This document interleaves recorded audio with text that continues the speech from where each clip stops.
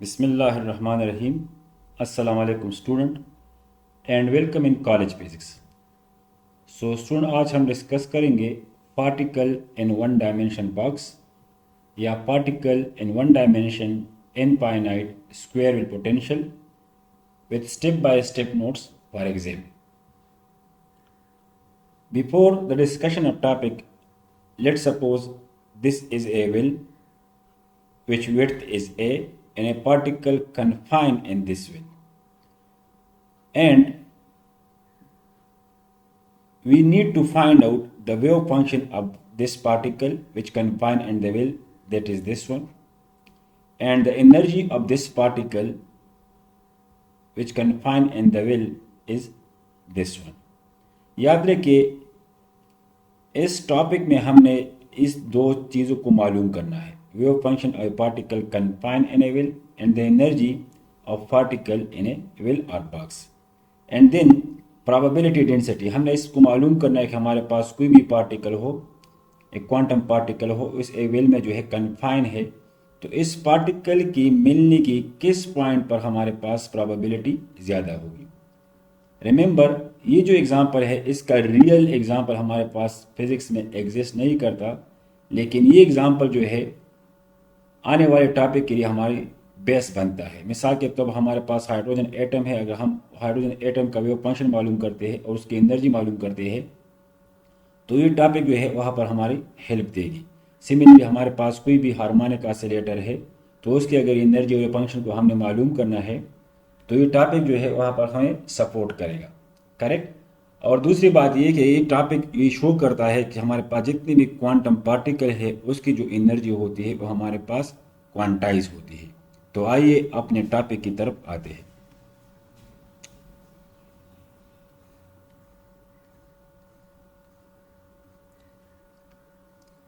Let us consider a particle of mass m confined in a region of width a from x equal to 0 to x equal to a by m penetrable walls.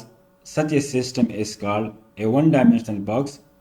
Inside the box, the particle is free, means its potential energy is zero because there is no force act on the particle.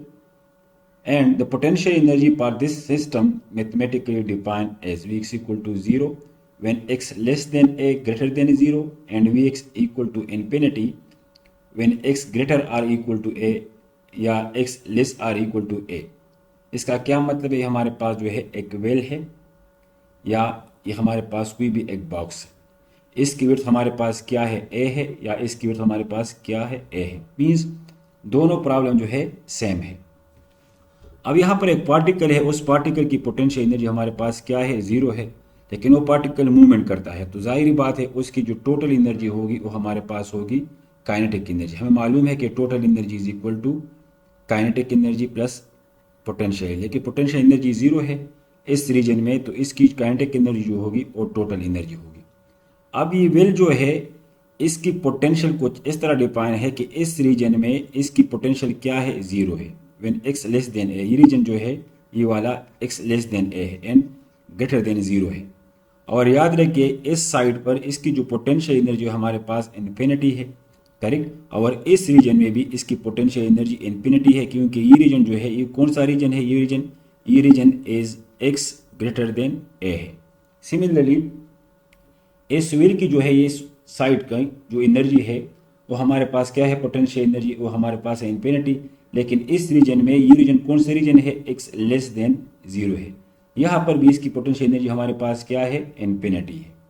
अब हमने मालूम करना है कि ये particle जो यहाँ पर मूवमेंट करता है इसकी वेव फंक्शन क्या होगी, इसकी एनर्जी क्या होगी, उसको हमने मालूम करना है। So suppose inside the box potential energy of particle is zero, means no force act on particle. When particle collide with perfectly rigid walls, there is no loss of energy, so that the total energy E of the particle remain constant. In order to leave the region, the particle will have to do an infinite amount of work. Since this is not possible, so it cannot exist outside the box.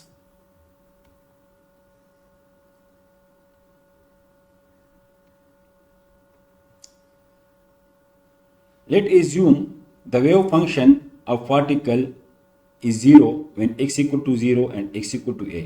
हमने यहाँ पर एक assumption ली है कि इस x equal to 0 पर, यहाँ पर इस रीजन में x equal to 0 पर और इस रीजन में x equal to a पर वेव फंक्शन हमारे पास पार्टिकल का क्या है, 0 है। तो इसका मतलब ये है कि वेव फंक्शन ऑफ पार्टिकल में 0 मीन्स द पार्टिकल प्रोबेबिलिटी और finding probability is 0 means particle इस x equal to 0 पर और x equal to a पर कभी भी जो है यहाँ पर वो स्टे नहीं करेगा। मीन्स यहाँ पर उसके मिलने की जो प्रोबेबिलिटी हमारे पास क्या है, वो हमारे पास 0 है, क्योंकि हमें मालूम है कि हमारे पास जो प्रोबेबिलिटी होता है वो बराबर होता है Sai star into Sai into dx, लेकिन यहाँ पर wave function 0। So the finding probability of particle at this point x equal to 0 and at this point x equal to a will be 0. This is our assumption. On the basis of this assumption, we constructed the wave function of this particle as well as its energy.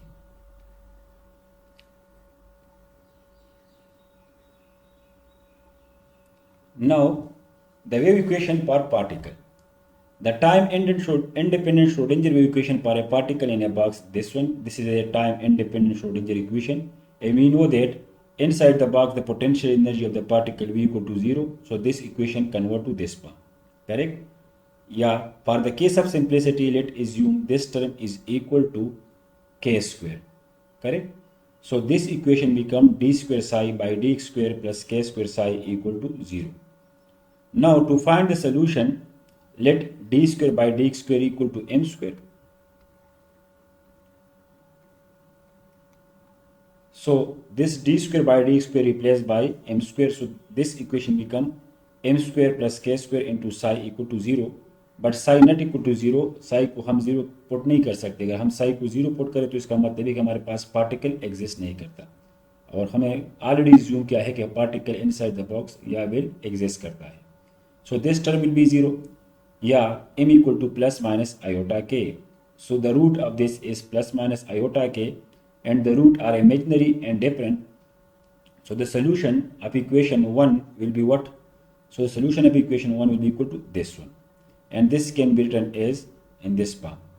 However, the general solution of equation 1 can be written as, लेकिन यहाँ पर जो है इस equation 1 का हमने इसका general solution लेना है, और इसका जो जनरल सोल्यूशन है हमारे पास बराबर है एस टर्म के, a sine k x plus b cos k x equal to psi x. ये हमारे पास जनरल सोल्यूशन है इक्वेशन नंबर 1 के।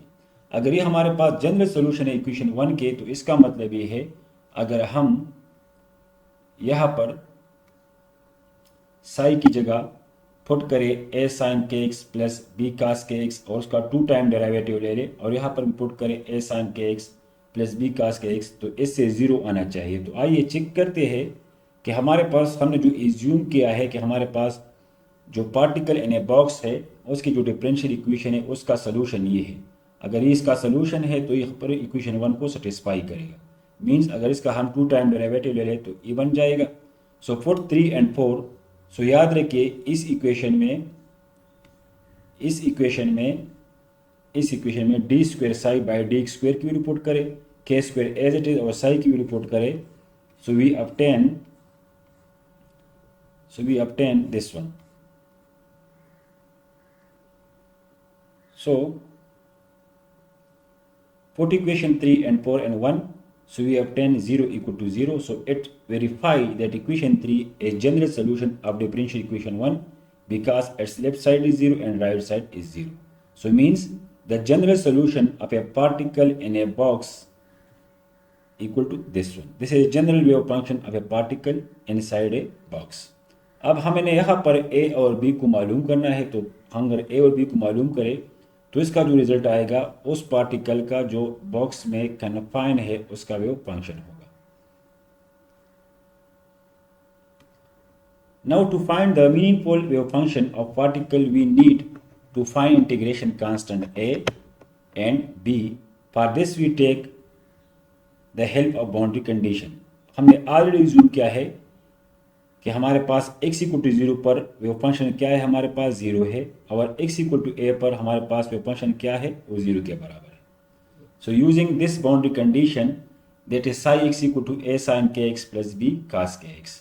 Now put x equal to 0, so psi 0 a sin k0 plus b cos into 0. So from the first condition, this condition, we conclude that b equal to 0.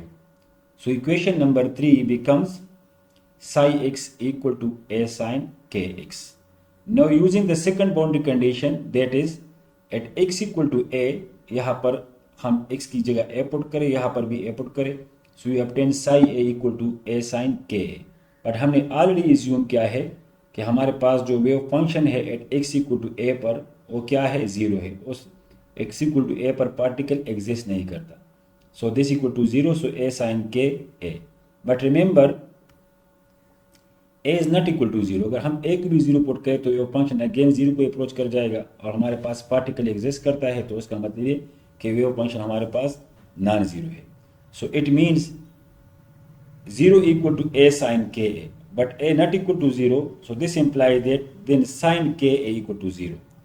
या k अगर हम sin को left में ले जाए, so this becomes sin inverse 0, but we know that sin inverse 0 is equal to n pi. n pi means 0 radian, pi radian, 2 pi radian and so on. So it means sin inverse 0 बराबर होता है n pi का. n pi क्या बराबर होता है? n pi means 180 degree, 360 degree and so on. So by solving this we obtain k equal to n pi over a. So this is the value of k, correct, where n equal to 1, 2, 3 and so on. Hence the wave function of the particle sin nx equal to a sin kx, लेकिन k की जगह हम put करेंगे n pi over a. So this is the general wave function of a particle which can find in a box. अब इस equation में sine psi N of X equal to A sine N pi X over A, इस equation में हमने ए की value को मालूम करना है. So means we normalize this wave function. अगर इसको हम नॉर्मलाइज करें तो हमारे पास जो है ए मीनिंगफुल वेव फंक्शन होगा. So let normalize it.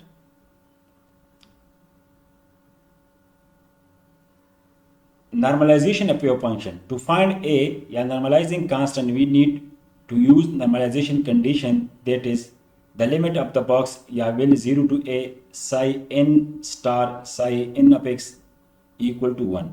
अगर हम psi n और psi n star की वैल्यू को पुट करें, so we obtain this expression a mod square sin square n pi x over a dx equal to 1, correct. But sin square theta equal to 1 minus cos 2 theta divided by 2. So अगर इसको हम इस form में लेके, so we obtain this result.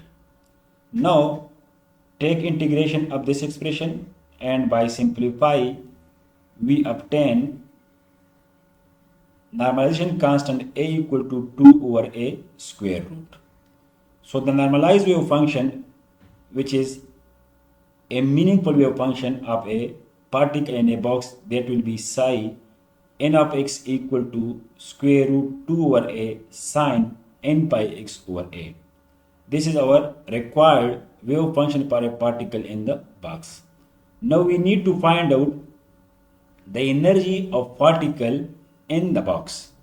As we know that k equal to 2 me by h cut square root and k equal to n pi by a.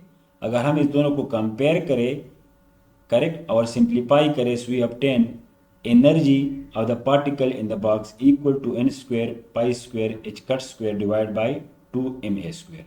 Remember, as all terms in the right hand side are constant except n, which means energy is a independent, so this expression can be written as energy is a function of n equal to n square pi square h cut square by 2 ma square, या अगर h cut की जगह हम put करें h over 2 pi, so we obtain this one. So this is the energy of particle inside a box, which means En is proportional to n square, और इसका मतलब ये है कि हमारे पास n की जो वैल्यू है वो है 1, 2, 3, 4 and so on. So इस एक्सप्रेशन का मतलब ये है कि energy of particle in a box is quantized because energy is dependent on n square.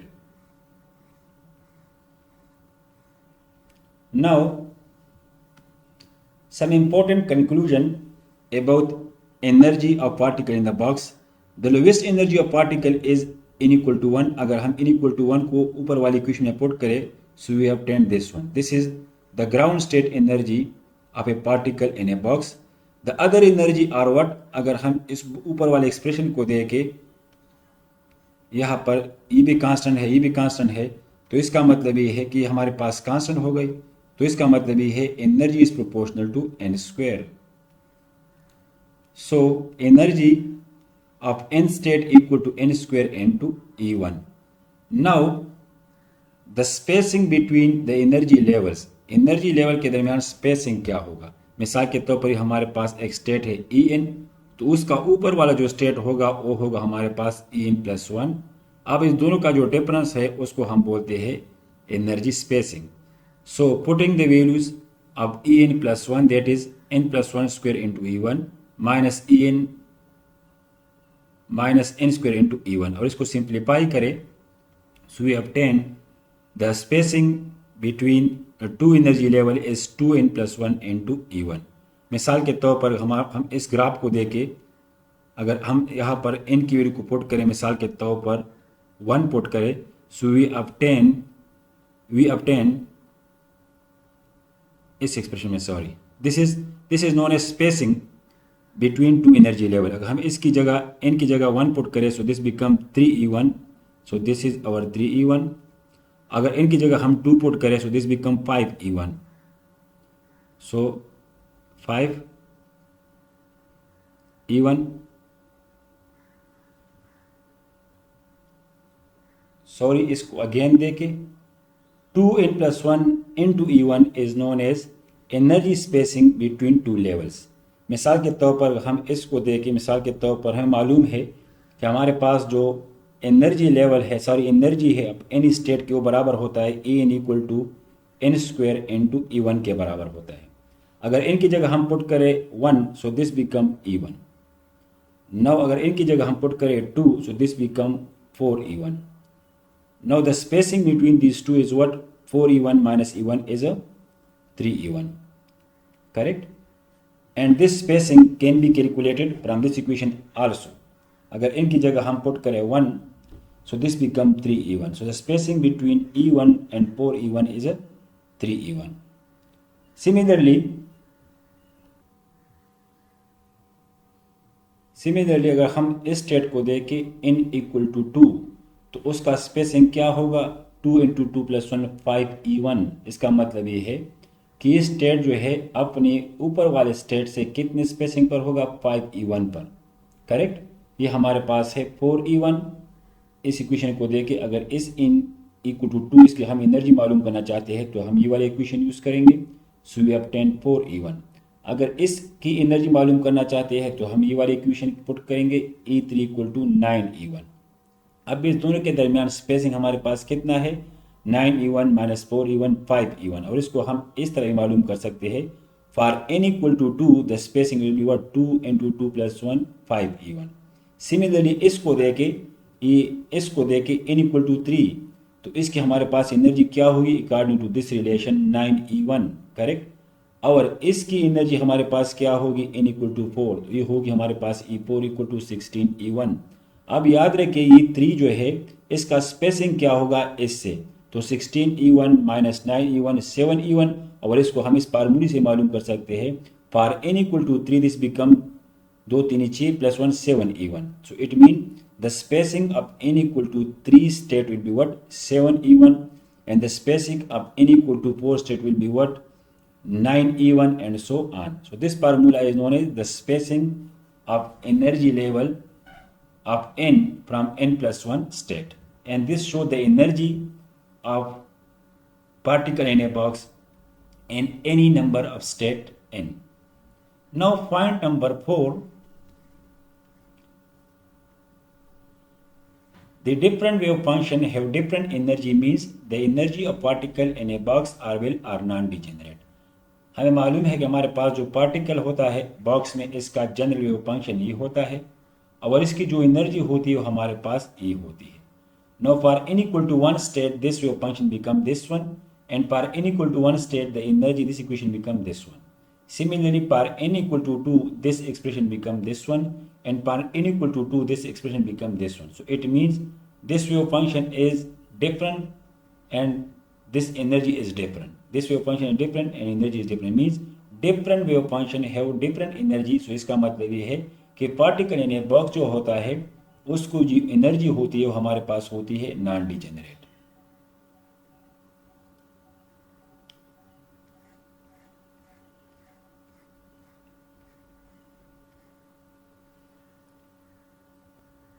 Now next point, for a particle in a box nodes क्या होता है इन ए बॉक्स में।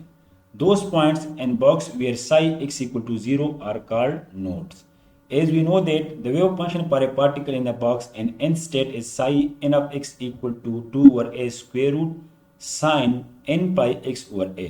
लेकिन हमने अभी डिफाइन किया है वेव फंक्शन क्या होता है, सॉरी नोड क्या होता है। नोड वो पॉइंट होते हैं जहां पर वेव फंक्शन हमारे पास 0 के बराबर होता है, correct. So this psi n of x equal to 0 only if sin n pi x over a equal to 0।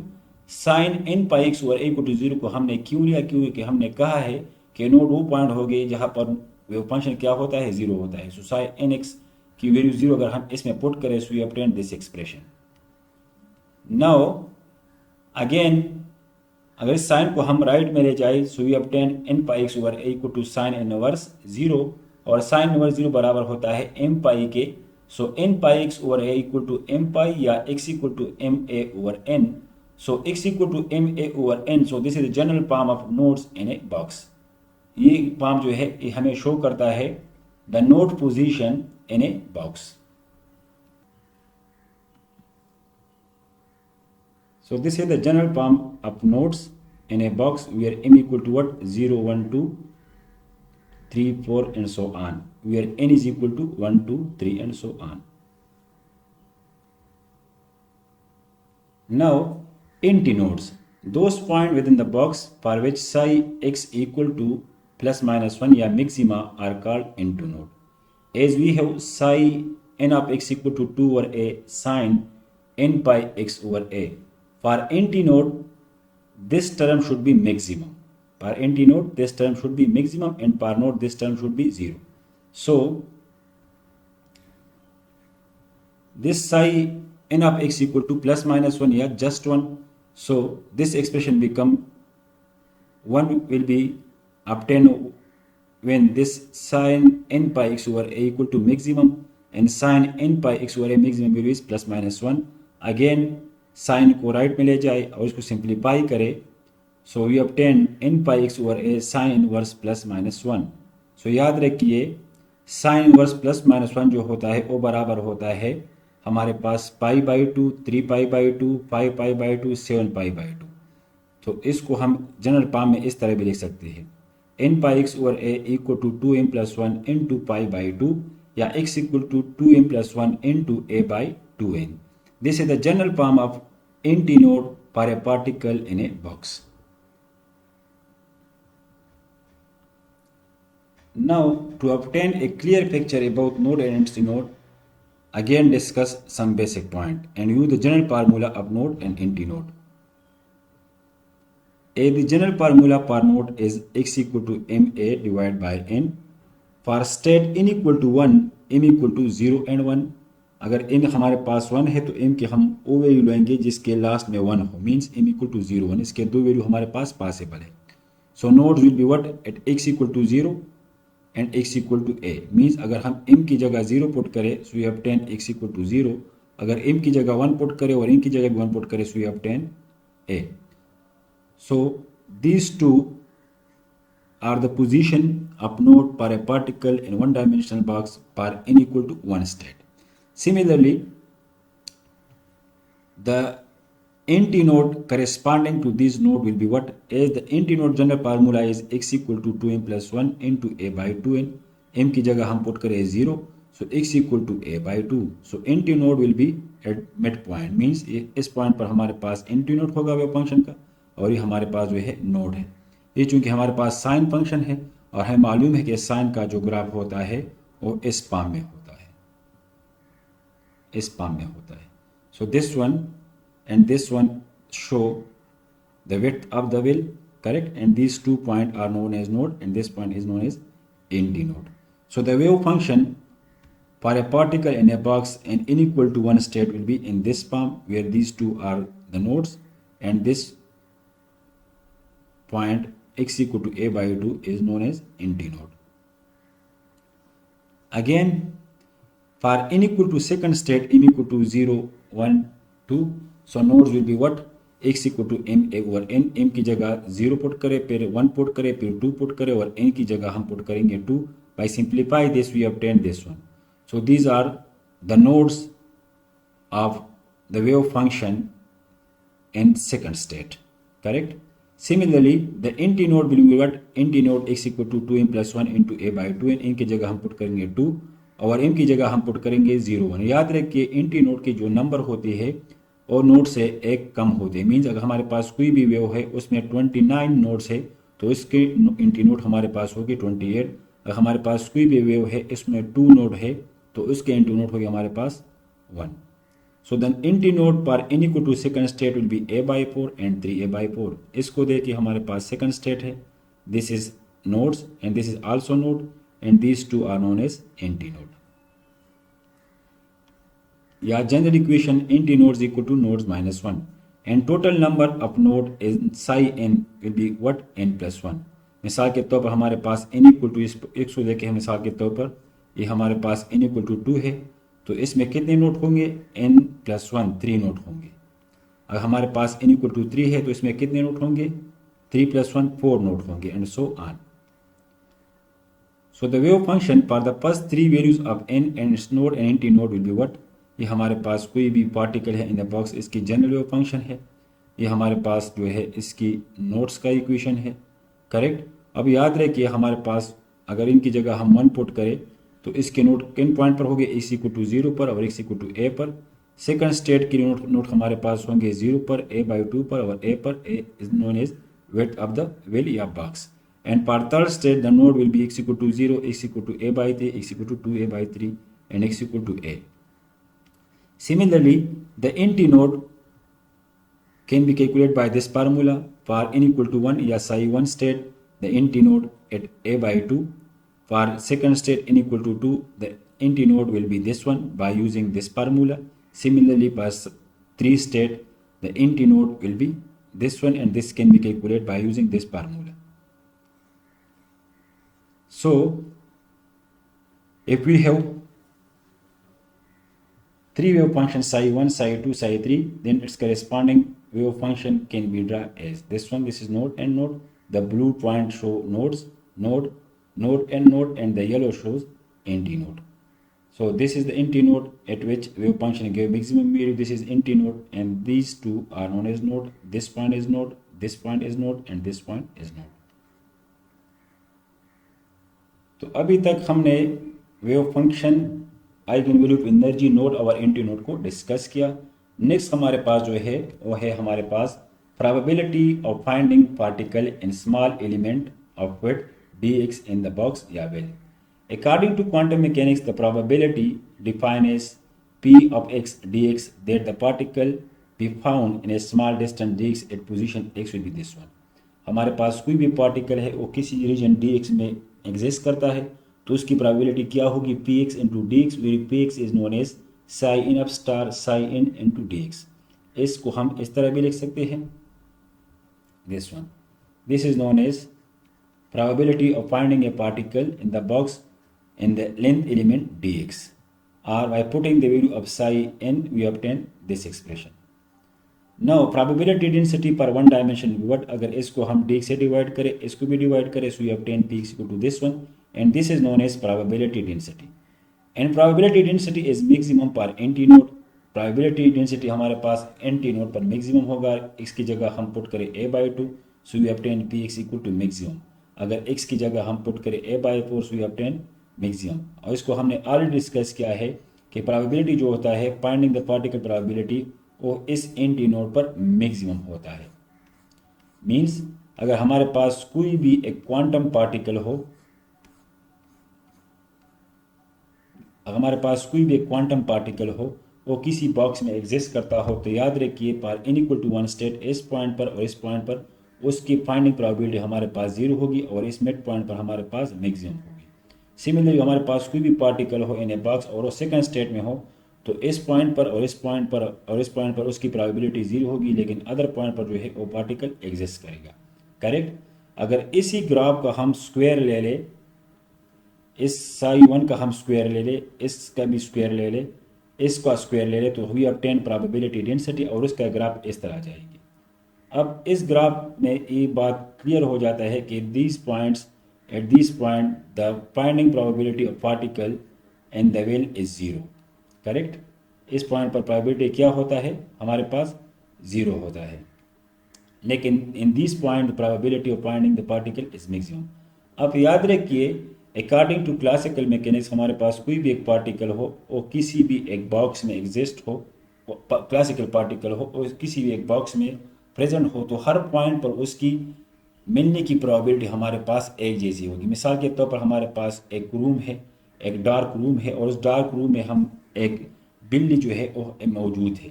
तो याद रखिए, डार्क रूम के हर एक पॉइंट पर जो है finding position probability of the cat will be uniform. हर point पर जो है उसकी प्रोबेबिलिटी हमारे पास क्या होगी, वो यूनिफॉर्म एक जैसी होगी। लेकिन हमारे पास कोई भी एक बॉक्स है, मिसाल के तौर पर उस बॉक्स में हमारे पास कोई भी एक क्वांटम पार्टिकल एटम एग्जिस्ट करता है, तो वो पार्टिकल जो है, एटम जो है, हर एक पॉइंट पर उसकी फाइंडिंग प्रोबेबिलिटी यूनिफॉर्म नहीं होगी बल्कि डिफरेंट होगी, और उसको हमने इस ग्राफ में ऑलरेडी भी डिस्कस किया। लेकिन अगर हम इस इन की वैल्यू को बढ़ाते जाए तो याद रखिए इसकी जो फाइंडिंग प्रोबेबिलिटी है at this point is also increase. Means if n tends to infinity, अगर हमारे पास n वेरी वेरी लार्ज हो, मिसाल के तौर पर n की वैल्यू हमारे पास वेरी वेरी लार्ज हो, then its probability graph become this one. इसकी प्रोबेबिलिटी ग्राफ हमारे पास इस तरह होगी, इसमें हर एक पॉइंट पर मैक्सिमम पिक जो है आएगी हमारे पास। तो इसका मतलब ये है when n is very very large, then the finding probability of the quantum particle approach to the classical probability, and this is also known as corresponding principle. According to corresponding principle, at n tends to infinity, the quantum probability approach to the classical probability. और notes में हम इसको इस तरह लेंगे, the variation probability density is shown in the figure. The probability density quantum mechanically is discrete, which contradict classical result which say the probability of finding particle is continuous, mean same everywhere. So if we put n very very large, then quantum result approach the classical result.